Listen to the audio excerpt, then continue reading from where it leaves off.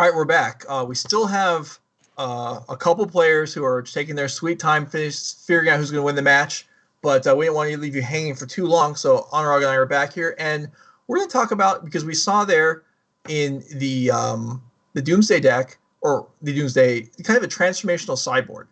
And so Anuraag and I are going to talk a little bit just about the concept of transformational sideboards and kind of where we've seen them and why they're powerful. And, you know, we don't, because I don't feel like we see them as often as we used to. This is a thing that was more common in the past. But, and also, I think kind of historically, we would see a transformational sideboard where you'd see an aggro deck siding in some larger creatures, some bigger spells, because in a mirror, you'd think they'll trade off a bunch of go late game. We'd see control decks siding in creatures to kind of go mid-range or go aggro. And then here we have, I think, probably lesser common, a combo deck sideboarding into a different combo deck. Yeah, I think Adam's deck from the last round was a really good example of just like the power of, you know, playing transformational sideboards. So I guess the question is, first of all, why would you ever want to play a transformational sideboard, right? So if we sort of like look at Adam's deck list, we can find a pretty reasonable answer, which is Adam's strategy in game one is to have this really powerful, non-interactive, just combo in the form of like Entomb, maybe off of a Dark Ritual and a Shallow Grave. So just for full clarity, Adam was playing blue-black Tinfins. We got to see just some bits of the combo executed in game one. The problem with the strategy like this is that as you push from game one to games 2 and 3, right, your opponent is going to be bringing in a lot of relevant interaction in the form of, for example, what we saw Fairy Macabre out of Jack Potter's side. And you really, you know, when you have an all-in combo like the one that Adam was playing, you don't really want to give up, you know, your win percentage to certain sideboard haymakers that you might see from the enemy sideboard. So why not just come at him, hit him, you know, from the other side, and then bring this entirely different game plan that doesn't care about a lot of the cards that, you know, Adam might normally lose to. Yeah, and I think going from a graveyard-based deck to kind of a spell-based deck is a perfect example, because yeah, you get blown up by the graveyard haymakers, and if you can make them not matter as much, I mean, it's kind of even overwhelmingly that, like, I feel like we just watched a Doomsday deck, and we didn't. That was the sideboard plan. And same kind as like the Oops All Spells decks in Legacy, where, you know, we're all in on milling ourselves, and then Narc maybe being in, you know, Dread Return for a win. That doesn't work against Ley Lines or Ravenous Traps or whatever else. And so we actually have seen Oops All Spells in Legacy sideboard into Charbelcher, Goblin Charbelcher, as another combo deck that just has a completely different winning path, and so it's disrupted by a different set of things. And you've seen kind of throughout history, we've seen different elements of this. You know, this sideboard, the Torrent Elemental was a card that I thought was really cool. In a Control Mirror is a card that gets cast from exile. So I remember playing that in Standard, where if you have ways to exile your own graveyard in the Control Mirror, they can counter it as many times as they want. You can keep bringing it back, and there's just no effective answer to it long term. And so having, I feel like this is something that we kind of miss out on somewhat in the current era of Magic. We just don't see enough of this. It's hard to do. The most, like we were talking about, one of the most obvious examples is from way back, 20 years ago. Lots of control decks or combo decks were boarded in a playset of Freezing Negators for sideboarding. And if some of you watching may not even know what Freezing Negator is, so maybe we can pop that up. And that's kind of a unimpressive creature on the face of it. You look at it now. Back in the day, this was a scary sideboard card, and now it's something that just, I mean, this is kind of a joke, right? Like, would you be threatened by this at all? I'm pretty sure they're just better statted creatures at 2 and a black that rate. Better than a 5/5, like Rotting Regisaur and like some other cards.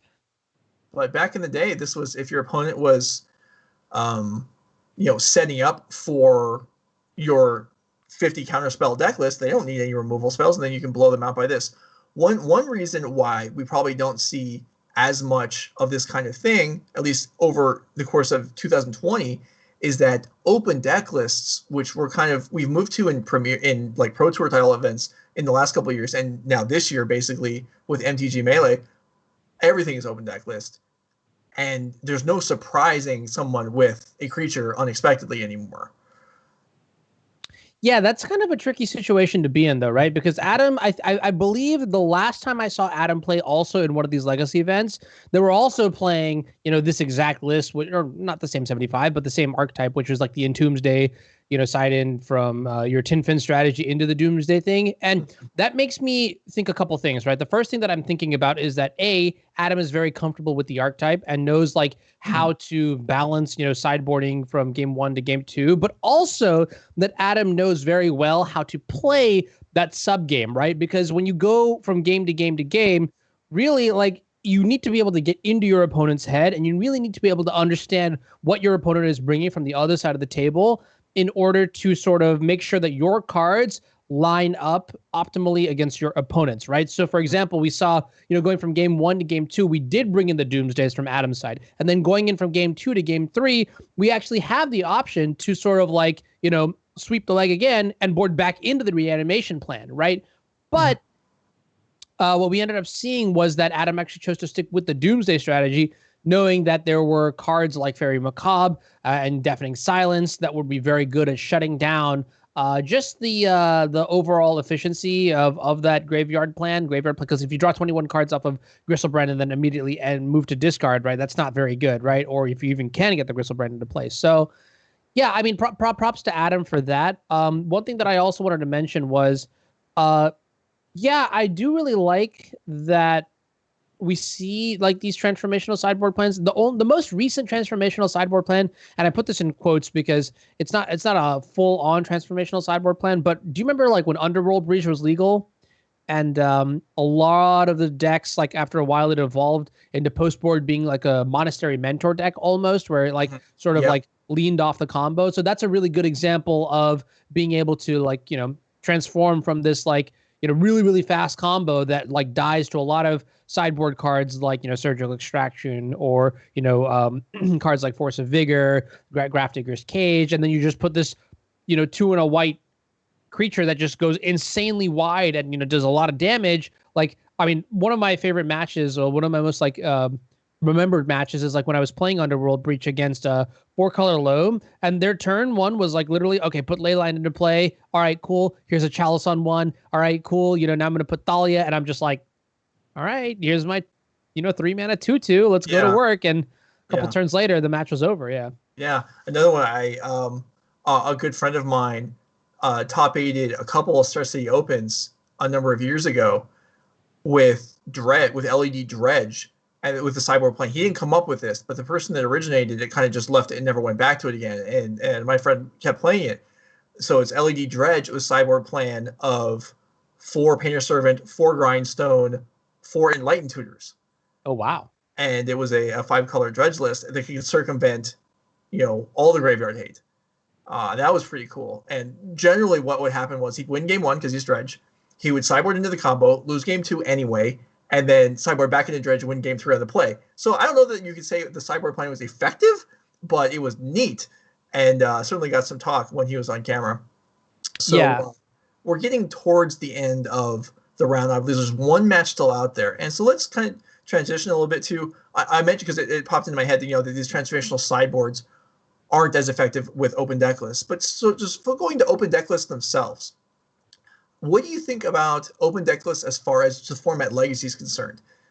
We're playing nowadays in these events. When you play in Leagues Magic Online, you're still obviously it's still closed. But when you play in Melee event or whatever else it may be, open deck lists, how do you think does that affect if you're playing your deck in an open deck list event? Do you think you actually give thought to would you play anything? Would you sideboard any or you build your sideboard any differently if you know your opponent can look at what you have heading into the match? So that's actually a really interesting question. I know there are a couple of players. So for example, I spoke to somebody who was, in my stream the other day, and they were just like, yeah, you know what? I'm just going to register the deck that I've played the most is going to be Belcher in both formats. Let's do it to it. Oops, all spells in Legacy and oops in Modern. And I was like, wait, but it's open deck list. Like, aren't you afraid? And the answer that I got was actually kind of surprising to me. I didn't actually think about this. And this was that I can see their sideboards and I know what hate that I have to play around. So I know Sure. how to sequence my cards, you know, like that makes my cabal therapy all the more powerful because I don't have to gamble between surgical extraction or, you know, like Fairy Macabre or, you know, maybe I know there's like no force and negations in the list, you know, like that sort of stuff. Right. So really, like my gut reaction to open deck lists is that I don't want to play all in combo decks. For example, that does impact my deck selection, for example. Yeah. This was an interesting take here, like knowing, you know, if I'm playing Sneak and Show and my opponent has like Containment Priest, but no, you know, well, I don't know what other, you know, good cards there are, whatever other good cards there might be. Like just being able to navigate this way and that way. Right. Yeah. No, that is a really cool way of looking at it. Is that you have, yeah, because you have your kind of, a lot of times these combo decks have, and your sideboard consists of cards to beat their sideboard, but you end up having a hard time boarding because you don't know what they have. And so yeah, I actually, that is very easy to understand, and I can see that would be powerful. Yeah. You brought up an interesting question earlier, which is like, why do we not see transformational sideboards that much? And I kind of just like thought about it for a second. Do you feel like the card quality that we've gotten in the past year or so is responsible for that? Like if you look at some of the cards that define the format today, like Dread Horde, Oko, all these sort of things. Sure. Yeah, you're right, because now a number of decks are just, there's no, even if they don't have like combos or synergies, they're just powerful cards. And if you just have powerful cards, then you may not be gaining a whole lot. You have standalone cards that are good no matter what happens.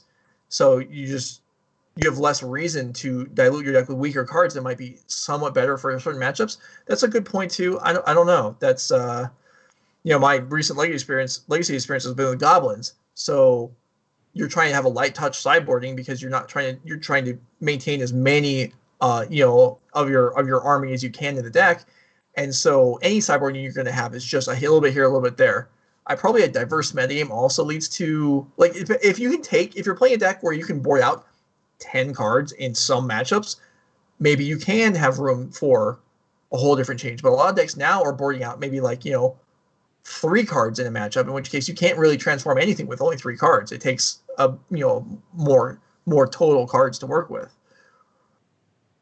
Yeah, I think so too. And that's kind of a really good point that you mentioned, which was that if you are playing just a bunch of good cards, like if your opponent is just playing a good card deck, right, which is like what Dread Hordes and like let's take Rug Delver for example, right? Yeah. Even if you can catch them off guard with something like transitioning from that Entombsday to into like the Shallow Grave Tinfin strategy to the Doomsday strategy. Entombsday, you said that before too. That's just awesome. That's yeah, I don't know who came up with it. It's neat, but it's definitely a banger for sure. Yeah.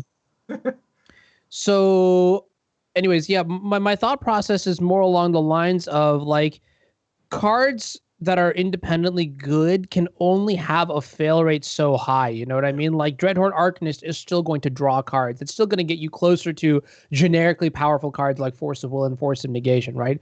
Oko is still going to clock you really fast. You know, Delver of Secrets Days, these still exist, right? So like you could try to get the upper leg on your opponent, but if the cards that they have if you're dropping down from like a 90% power deck to like a 85% power deck, it's not enough to make the transformational sideboard always the right call. Yeah, definitely. So if you're just joining us, we're kind of just killing time here as we wait for the last stragglers of round 2 to finish up. We just have one match outstanding. When we get that match done with, we're going to unveil another new feature that we have here at NRG. We're going to be able to have a kind of a player history within this event. So once round 3 gets paired up and we have our feature match chosen, we'll be able to look at what our feature match players have faced up till this point in the event. So I'm looking forward to that. Hopefully you find it worth your time to stick around with us for the rest of the day, or at least a good chunk of it. We've got 2 more rounds of Legacy coming, followed by a break. There will be a lunch break / time to reborrow new cards if you're using a loan service before we head into the modern rounds.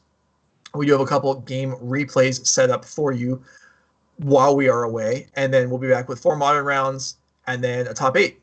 So we're gonna be here for the full day. This will be our longest online event that we've had here. So hopefully you find it worth your time to stick with us for a while. And if you're just absolutely sick of Anuraag, set your clock for about 2 hours and come on back. We'll be here with Caroline Kavanaugh. I'm not saying that's the case. I'm just... This smile, I mean, I feel like I'm looking so good, What's that? Oh, I'm just saying I'm looking so good. Ain't nobody sick of me yet. Yeah. So, all right. So these players are still playing. So we're going to step away again briefly. The match is got to be over soon because there's not that much time left on the clocks, and then we'll be with you just to start round 3. So stick around.